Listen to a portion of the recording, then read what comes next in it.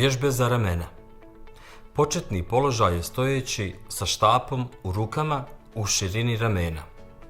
Iz početnog položaja podizati štap prvo do 90 stepeni, zatim do 180 stepeni, a zatim ga spuštati iza glave.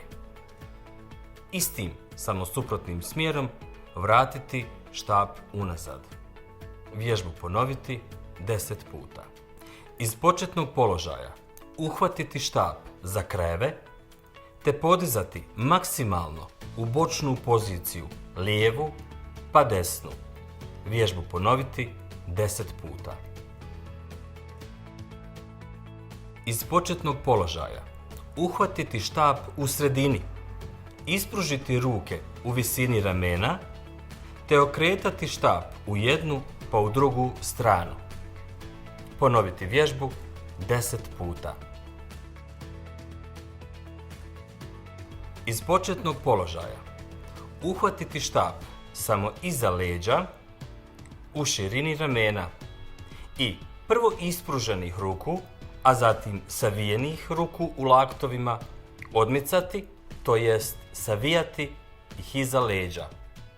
Vježbu ponoviti 7 do 10 puta. Početni položaj je ležeći na leđima. Iz početnog položaja laktove saviti u 90 stepeni i u širini ramena. Neizmjenično spuštati dlanove prema vani i prema unutra. Ponoviti vježbu 10 puta.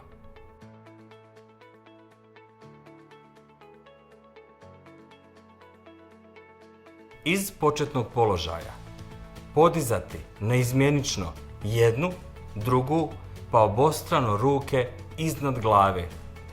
Vježba se može uraditi sa ili bez opterećenja koje ide oko ručnih zglobova. Ponoviti vježbu 7 do 10 puta. Dexalgin. Stavite tačku na bol. Prije upotrebe pažljivo pročitati uputstvo o lijeku. Za obavijesti o indikacijama, mjerama opreza i neželjenim dejstvima lijeka posavitujte se sa ljekarom ili farmaceutom.